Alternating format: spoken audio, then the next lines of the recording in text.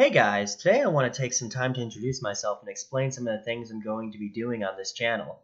My name's Dustin Underwood. I've been composing for over 7 years now. I like to think that I'm moderately good at what I do. Anyways, for this series, I'm going to be teaching theory lessons in under 15 minutes or less.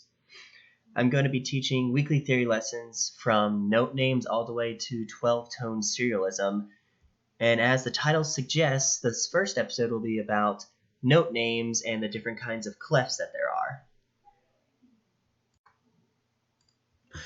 Okay, to start with here, we have the grand staff, which is more commonly used by pianos and different double-handed instruments. It has both a bass clef and a treble clef.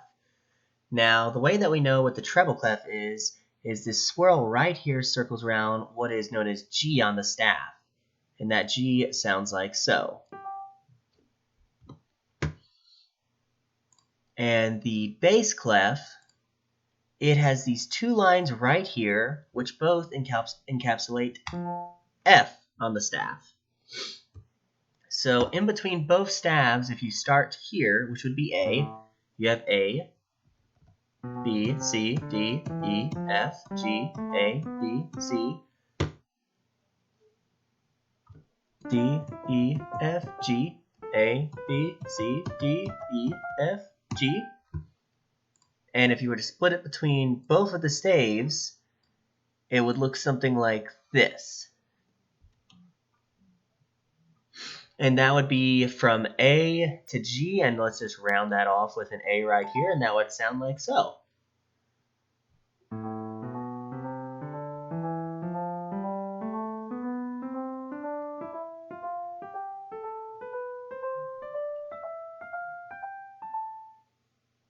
Okay, so that's the grand staff, and now we're going to focus more on the different kind of clefs that there are.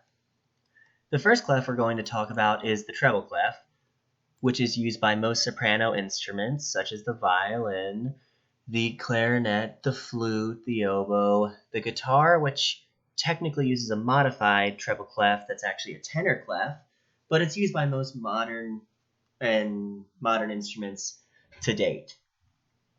Now, the treble clef, like I said, it has a swirl that goes around the G, so this would be G, and this would be A, and this one would be B, C, D, E, F sharp, G. And if you were to play just that, like so, oop, made a mistake there, but that's to be expected. There we go.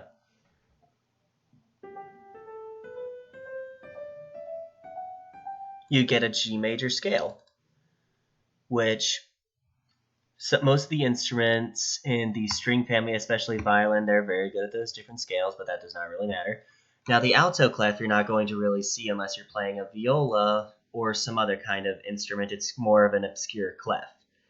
And this clef's probably one of the hardest ones to actually understand. In between it is C. And to get an example, here is C on alto clef. Here is C on treble clef. Here is C on tenor clef. And here is C on bass clef. Now, for some people, seeing all these different clefs and how they're organized is a little bit confusing. With the alto clef, the biggest thing you need to worry about is just remembering where C is. And if you can figure out this is C, so 5 note names above it would be G.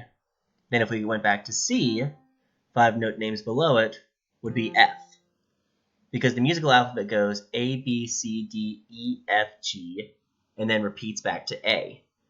And then we get different sharps and flats along the way, double sharps, double flats.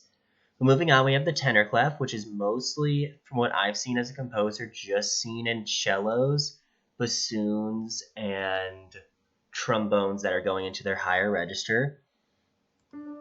And you would start here, so C, D, E, A, B, C, D, E, and that would sound something like this. which would be a C major scale. Now, the bass clef you would see for a lot of the deeper instruments typically used for bass lines, as the name would entail. So you'd have much lower notes played slower. Now, it can be a lot faster, and they can play at very high registers. They can play in tenor clef, and some bass instrument players play in treble clef too. But the bass clef, otherwise known as the F clef, is all built around F, which is right here. And instead of showing a regular scale, I'm going to show a descending scale. So F, E, D, C, B flat, A, G, F, which would sound like so.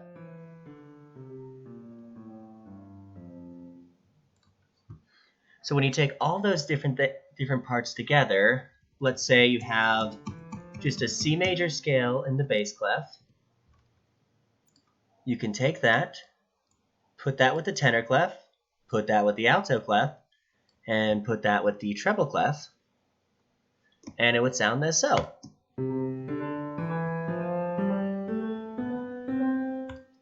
Now, one of the things you may be wondering about is, what are these different lines? So when composers have the problem that they can't just play in between these two notes, sometimes they have to spread out further. Where this note is G, this little line right here called a ledger line is A, and every note above it keeps getting more and more ledger lines. So B is above the ledger line, while C is on a second ledger line up from treble clef, D is on 2 ledger lines above, and E is on 3 ledger lines through the clef, and so on and so forth. And it also goes in reverse too. You'd have D here, you'd have C here, B here, A here, and G.